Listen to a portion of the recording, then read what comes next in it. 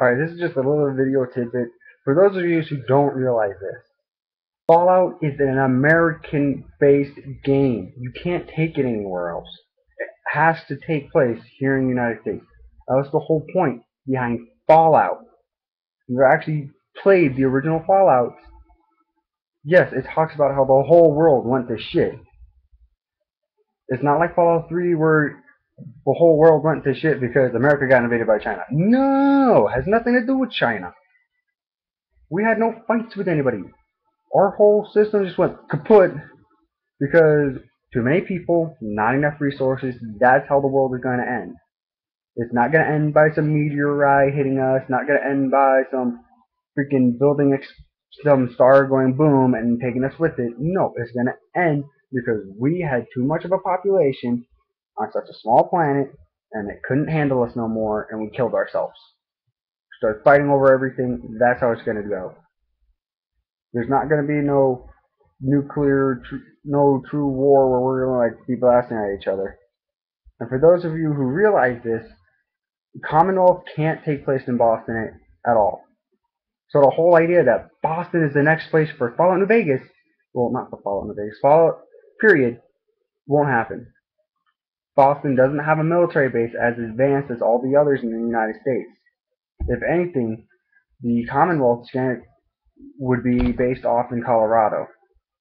It would be based off in South Carolina, someplace where they would have the chance to develop the technology to that point.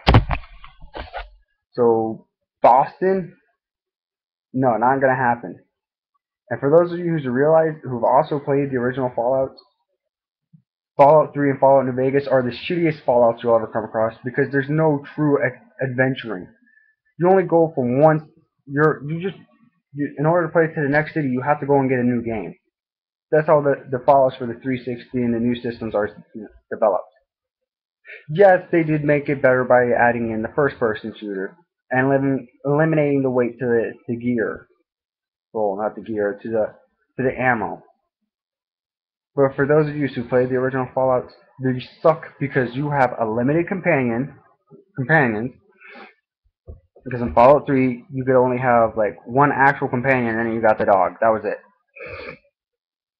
Fallout New Vegas, you could either have Eddie, Rex, with Lily, what Rose or whatever the hell her name is, the NCR sniper dude, the Brotherhood of Steel girl, and the fuck. There's somebody else. I can't remember who. But no, you weren't supposed to have. You're limited to the numbers of companions based on your charisma. If you had a charisma high enough, you could have up to 5 companions with you. That's how Fallout was supposed to be. Not this whole bullshit about only being able to have a total of maybe 2 companions with you at any given time. No, because that shit doesn't work. Everybody knows this doesn't work. Anybody who's actually played Fallout knows that doesn't work. And only being able to travel from one state to another via switching to a different game doesn't work either. If you're gonna build a game, you gotta do it so that way it fits into the original Fallout idea, where it's taking place throughout a whole like coastal area. Because as we all know, Fallout 2 took place in the west coast of America. That should have been where the game continue to start out in. And you can't go and say, "Hey, you just got shot in the head. We're gonna make you a vault guy." No, that doesn't work either. Yes, they kind of did that in Fallout 2, but they did it in a different way. They did it in a way that would make sense. You know, you're the ancestor of the guy from Fallout 13 who went out and got your vault a water chip to save your vault, and then you got kicked out of the vault because you were exposed to the waste. You know, that's how Fallout's supposed to be. You're also supposed to get a car. You're not supposed to wander around and see all these good vehicles. Probably all they need is a few new parts or something like that, and then they work again. No, that doesn't work. No game can work like that because no game has the ability to work in such a shitty environment like that. Fallout 1 and 2 worked so well because they involved every aspect of what could have happened in America, you know? And then making the Brotherhood of Steel the enemy of NCR. No, that doesn't work either. You can't have that because it makes no sense at all. The Fallout, in Fallout, Brotherhood of Steel is supposed to be the good guys. The NCR sees this, leaves them alone. That's how it works. The Brotherhood of Steel went around helping people. They helped people. They were protection. Sometimes they demanded that add like put some of your top warriors into their ranks for so they will protect you. But hey, that made sense. They weren't trying to steal from you. They would trade with you afterwards. You became allies. And it just pisses me off that nobody realizes that, as the game progressed, there was, they didn't realize that they were adding issues into the game that didn't belong. You know, it made no sense that somebody would want to have the Brotherhood of Steel as an enemy to the NCR. You know, and the weapons were shit. Case in point, the Gauss rifle. It was low damage, and you only got to fire once. The original Gauss rifle was called the M72 Gauss rifle, and it was a clip-fed weapon, like an AK or an M16. That's how the weapon was designed. That's how it should have been. The only way to get that now is if you go and you buy mods for the PC version. Only way to get it. And it's freaking irritating that somebody who loves Fallout, growing up on Fallout, can no longer use the weapons that were best. You know, the Bozar. You only got the Bozar from the Gunrunners, and that was after you got Gunrunner's Arsenal, which made no sense because the Bozar was a classic Fallout weapon. You should have gotten that right off the bat in both versions, in fact.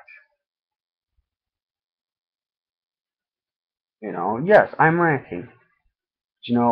It's because I see all these videos about people talking about how to make the game better, but nobody's mentioning the fact that you need to add in better companions, or the fact that the weapons need to be changed up so that way you could actually use them. Or hell, be able to make your own weapons from the crap you find out around the wastelands, like what they're going to do in Dead Space 3. Yes, I know, that's a completely different game. But you know what? They're doing it in Dead Space 3. They're going to allow you to make your weapons. Instead of going to a store to buy your weapons, you're going to get to make them. You know? Granted, the original Fallout didn't have that, but that would have been a way to improve on that. As a post-nuclear America, you should be allowed to use weapons that you made. Not that you found some dead guy. Granted that should be in there too. You should be able to buy your weapons and stuff still, but you should also be able to make them. The idea of being able to buy weapons, it sticks to just about any game. But also being able to make them, that will improve on a game so much. You know. And if you're going to do a post-nuclear game, do it right. Do it so that way you're crossing the Americas, where you're going from one side to another, and like just search for things. Like how Fallout 2, you had to go looking for the Holy Gek, as your tribe called it, from the Holy Vault 13.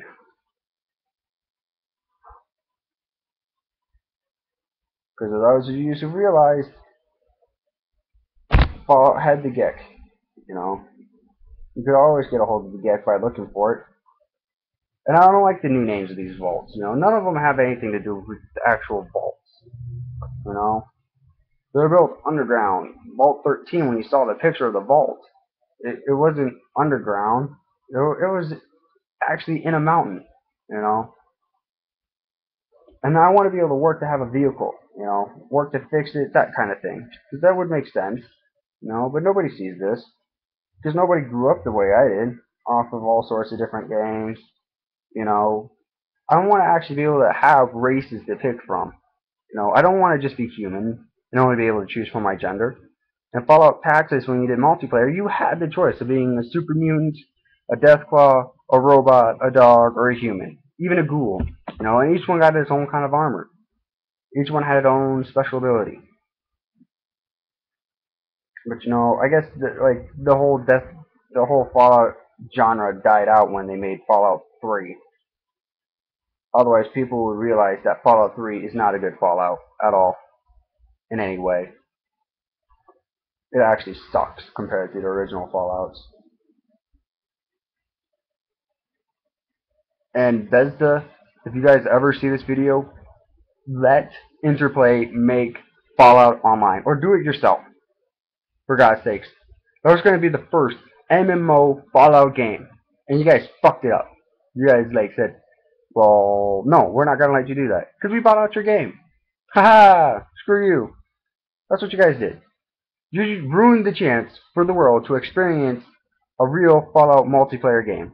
And your next Fallout better be multiplayer. No, you already made a multiplayer post-apocalyptic other world type game. You have the resources to be able to go, okay, we have a a game that allows up to 4 people to play at once. Let's do this for Fallout. Why? Because something like that would make the game fun. Because now we can trade weapons and stuff with our partners. Now we can have bases where our buddies are storing stuff as well.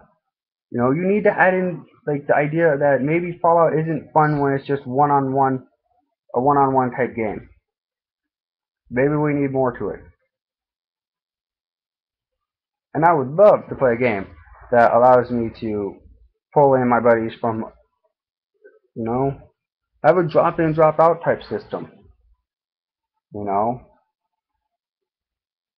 Everybody gets to use their character.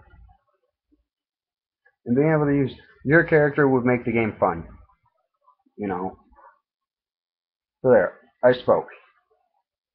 And Bethesda, if you want more on a good game to do, I have an idea for an MMO RPG in a post-apocalyptic world where you can do it in China. You can do it in Europe. But you can also do it in America. And if you do it for the system, it would have to be a disc set. Whereas on the computer, you could do it. We're like, wow. You would have a great game. But I'm tired of speaking. And people, you probably are done listening to me. You probably once you heard the swearing and the ranting, you're on to the next video.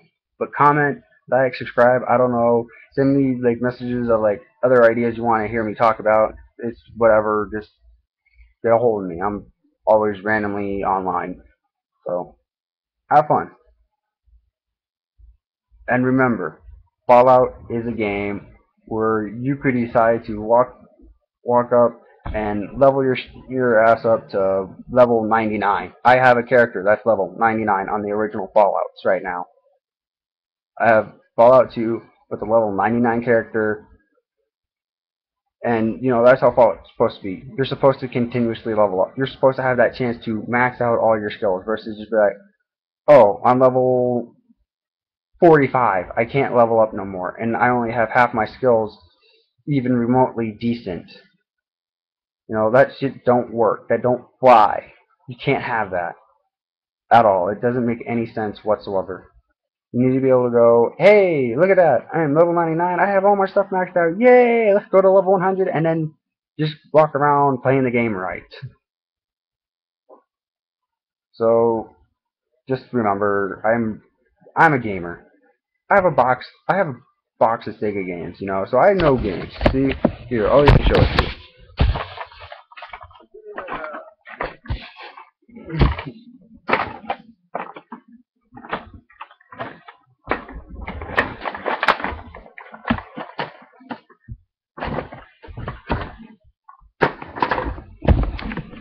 This is the awesome box of gaming.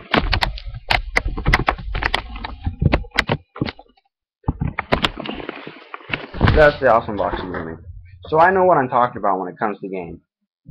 I have all sorts of different games. I have a bunch of Xbox games. I have 360 games. I know Dungeons and Dragons, and that shit how they done freaking WoW. But no, nobody freaking thinks about that. You're not supposed to have the chance to pick whatever class and for whatever race.